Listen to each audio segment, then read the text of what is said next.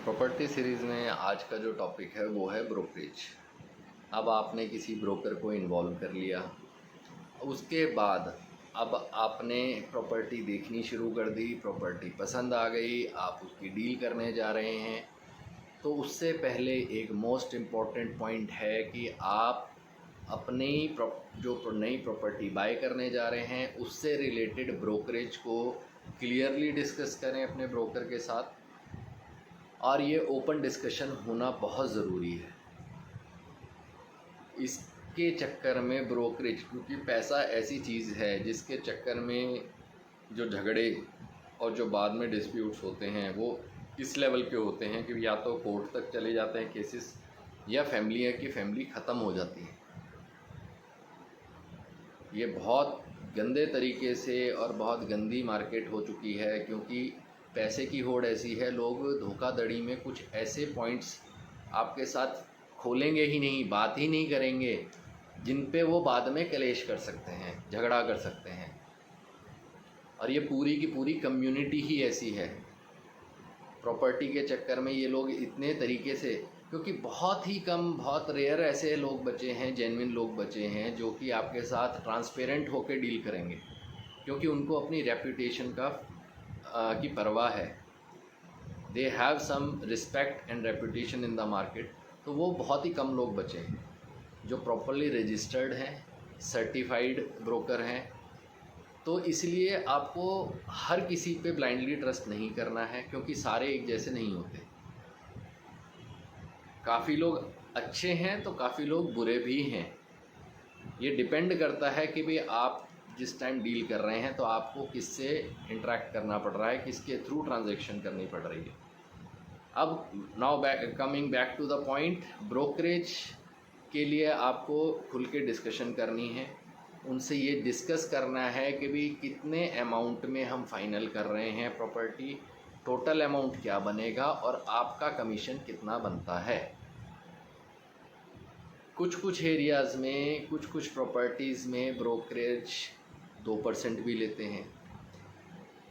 Approved में बहुत अच्छी प्रॉपर्टी अगर है और सब कुछ प्रॉपर रजिस्ट्री और प्रॉपर पेपर्स के साथ है, वहाँ 1% भी चलता है। और कुछ बहुत बड़े अमाउंट की प्रॉपर्टीज़ हैं तो वहाँ पे 0.5% भी चलता है। It is up to you, it is up to the broker, it is up to the area that you are selecting.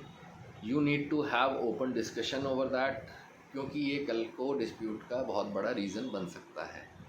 आप परसेंटेज के साथ साथ उनसे अमाउंट भी खुल के डिस्कस करें कि टोटल अमाउंट कितना बनता है और ये ब्रोकरेज कब देनी है।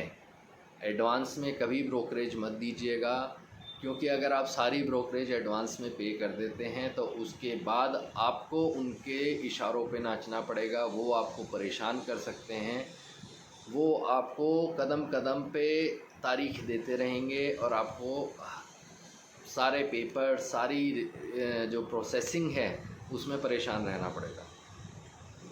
तो आप सारी टर्म्स एंड कंडीशन ब्रोकर की नहीं मान सकते, ना माननी चाहिए। कुछ उनकी मानेंगे, कुछ आप अपनी भी बताएंगे कि मेरी भी टर्म्स एंड कंडीशंस हैं।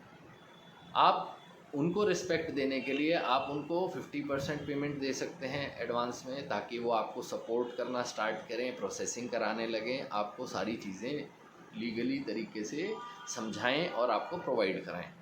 बट अगर आप सारा सब कुछ एडवांस दे देते हो तो फिर उसके बाद आपको ही उनके इशारों पे चलना पड़ता है।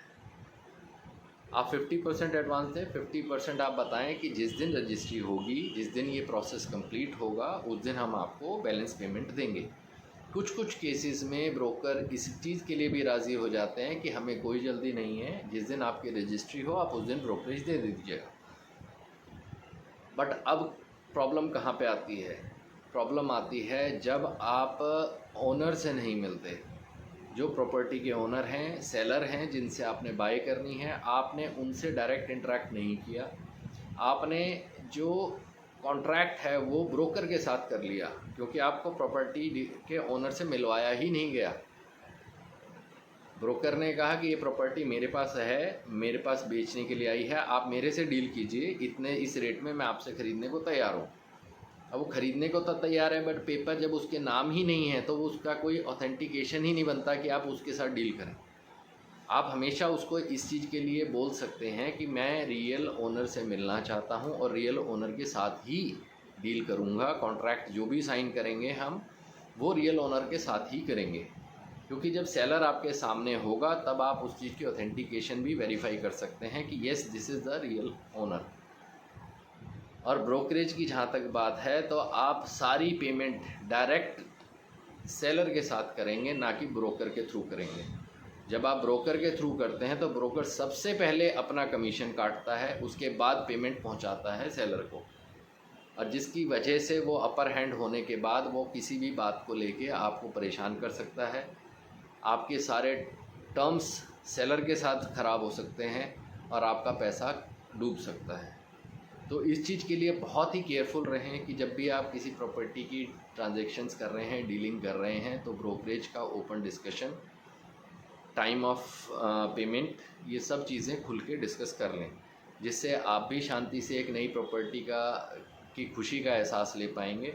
आपको किसी तरह की कोई टेंशन, कोई किसी तरह का क्लैशेस आपको नहीं झेलने पड़ेंगे। ये था आज का थॉट। इसके बारे में आप सोच सकते हैं, समझ सकते हैं, अपने किसी भरोसेमंद इंसान के साथ डिस्कस कर सकते हैं, ताकि आपको इस पे पूरी तरह से विश्वास हो, आपकी अंडरस्टैंडिंग बिल्ड हो। क्योंकि आप अपनी हार्ड एंड मनी से अगर कोई प्रॉपर्टी बाय करने जा रहे हैं तो आपका हक बनता है कि आपको सारी चीज़ें पहले समझ में आएँ। जल्दबाजी में कोई डिसीजन ना लें, ताकि आपका पैसा और आपकी मेहनत, आपकी दिमाग की शांति ख़राब ना हो। मिलते हैं नए विचार के साथ अगली वीडियो में। तब तक के लिए अपना बहुत सारा ध्यान रखिए। Thank you so much. Bye bye.